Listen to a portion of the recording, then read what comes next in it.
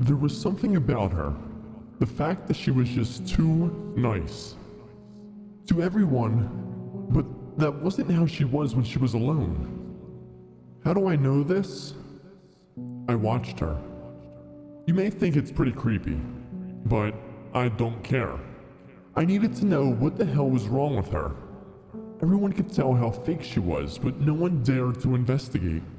Of course not. She was scary as hell. So anyways, this all started a week and a half after she moved to our school from, what was it she said? California? She moved to Maine from California. All I was saying, when she first moved here, everyone loved her. She's pretty, nice, and everything that makes up the typical popular girl. Another thing that struck me as unusual was that she came right in the middle of my senior year. I know if my parents ever made me do that, well, it wouldn't work out for them, to put it one way.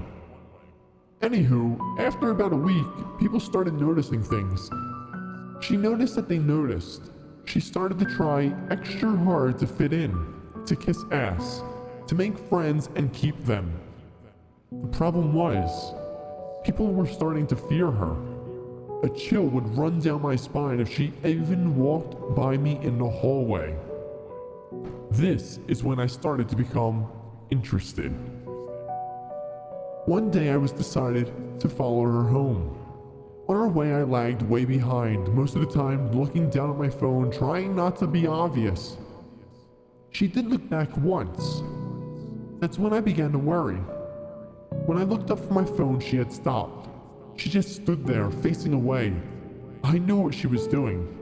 She was waiting. She wanted to figure out for sure if I were following her. So I kneeled down and tied my shoe. My paranoia seemed to be for nothing when I took a closer look and saw she was on the phone. I felt so stupid. Alright, it had been about an hour by now. Where the hell was she going? This walk had to at least be a mile or two long. We weren't even close to any neighborhood or any houses for that matter. We finally arrived to a house. It was so far out, it was hard to believe she could find her way there and back. Maybe she was on the phone, talking to someone with directions. I hid behind a tree as she let herself into this eerie house and just watched her. I was worried and paranoid beyond belief by this point. I always listened to my gut. It didn't sound good. I was definitely scared. When I was sure she was in, I made my way slowly over to the house and peeked up into the window. What I saw was something I would never forget. She was just sitting there in a small room, with just one single dirty stained mattress in her bra and underwear, smashing her head against the wall for a good 5 to 10 minutes. I wanted to run, but I couldn't look away. When she stopped, she started to sob quietly, then louder and louder, yelling things at herself like stupid, stupid, stupid girl, or they know. They all know. Get rid of them. I was confused, frightened, yet I was still so curious. I should have known to leave now, but I just couldn't bring myself away from it. She then said, "Leave. Leave. Leave. Leave now." Then she looked up. She stared me dead in the eyes, her eyes so black and hollow and evil. I snapped out of it and ran. It was hard to find my way out of the woods, but I just kept running. I didn't sleep for weeks. Every night I could see her cold, dark eyes in my window, just as I looked in hers.